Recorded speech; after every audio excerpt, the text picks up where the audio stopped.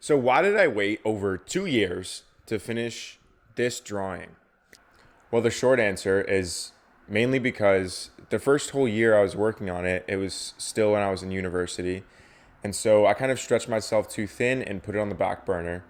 But this past year, when I did have drawing time, I was spending it working on the other piece that I just made a video about, and it's this piece right here. So that entire year, I was working on that piece alone. And naturally, after I finished it, I wanted a little vacation. And then when I came back, went right to work on finishing the Canelo piece. So let's talk about what it took to complete this artwork and what my plans for the future are.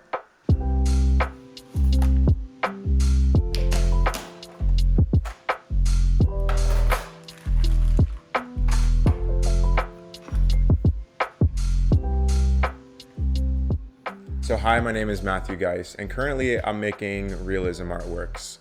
And yes, I'm still holding a cheap microphone on a couch, not the same couch. And yes, I did read all of the comments that everyone left on the last video that I made. And I want to thank everyone who did leave a comment and showed support in any kind of way, because whenever I read them, I do really appreciate everything that you guys are saying. So coming back to the Canelo drawing that I just finished, when I opened my sketchbook, initially going back to starting the drawing again, this is what I saw. This is what I just faced. And it looks pretty good. There's detail in it, but clearly it's not finished. It's not colored super well. And there was a lot of work to be done, especially with the trainer on the right side, and there's no background. Talking about this piece, a point here that I do want to make is that a lot of color pencil artists leave the background white for a few good reasons, but I had this cool idea of filling the background with the Mexican flag in its entirety because Canelo Alvarez is the subject and he's a Mexican boxer. So I thought it would at least look patriotic. So I don't watch a lot of boxing, but I've watched Canelo Alvarez a good amount because I find him to be a really good fighter. And he's a light-featured Mexican.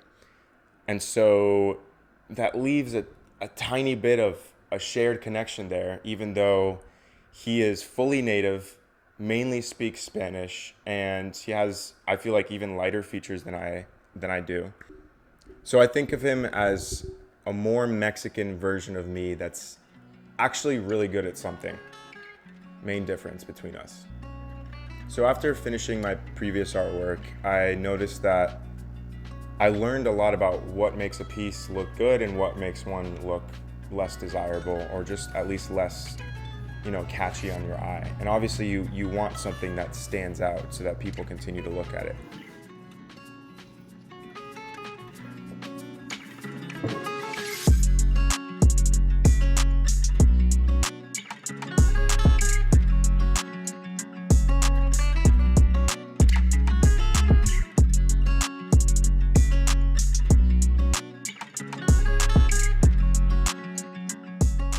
Here you'll see that I'm working on a super dark part of the green part of the flag.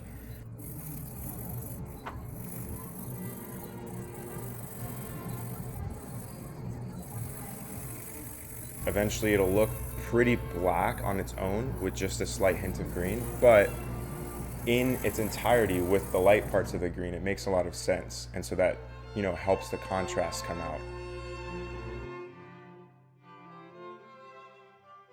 And later on, I figured it would be worth it to go back to Canelo's torso and his shorts, because both of those are lacking either contrast or coloring in different ways. And so I'll go back, recolor with some, deeper hues, and then maybe make the shorts look more fitting in the piece with a similar goal in mind.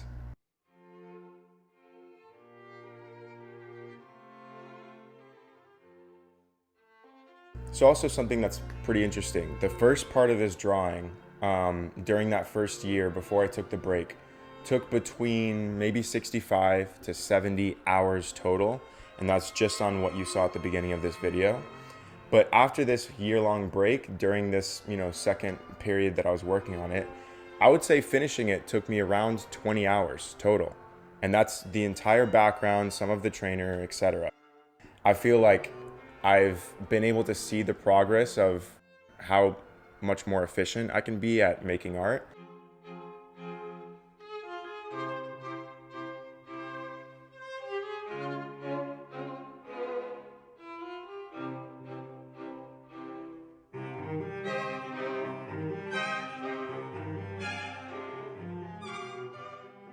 One big challenge I faced was figuring out how to color the trainer's knee in the drawing that I'm working on. So Canelo's trainer has his knee, but it's not in the reference picture that I was using. So here you can see I'm actually looking for other reference pictures of fighters' knees so that I can actually color correctly and then, have the anatomical structure be accurate. Because the lighting in the reference photos of the fighters are completely different than my original reference.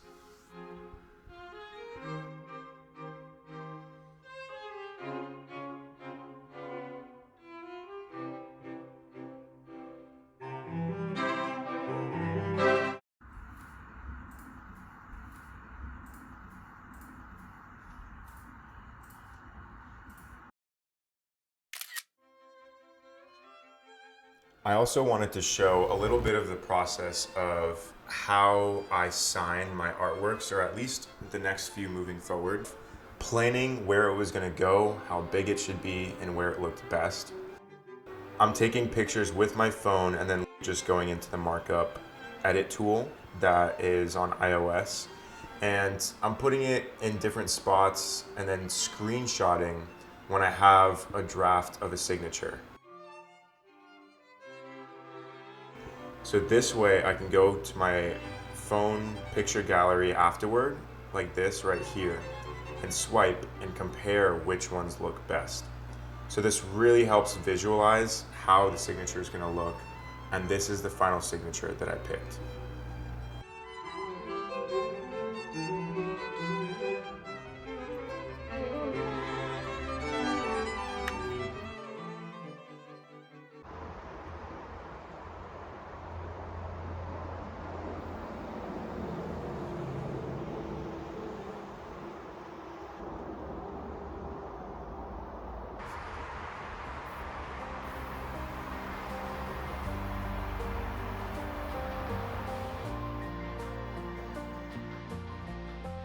Here is the finished piece finally.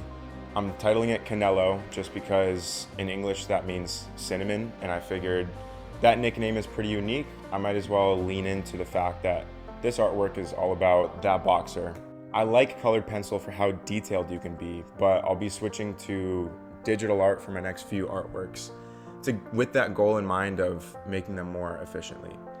And after a few years of pretty much exclusively working on colored pencil art, it makes me excited to use a different medium. And taking a long break and then taking a step back, I was looking at the artwork finished and realized how far I've came and then how much I've improved since working on my last artwork and then working on this before that. So it's really cool to see a lot of progress, especially broken up by a year break. Taking a long break like that and then coming back to it to finish it and probably working on the equivalent of 50% of the remaining project is something that I don't recommend to anyone, even though it was cool to see. But I realize it's better in a lot of ways to work through a project, take a break if you need to, but complete it. And so there's something to be said about projects that are finished very quickly with no procrastination. And I think that that's a good habit to build. And so I'm going to keep building that. And I hope that that's something that you can also see how it's beneficial and take away from this video. So I hope that you've learned something from this video, or that you feel inspired to try to start a new project. But regardless, thank you so much for watching.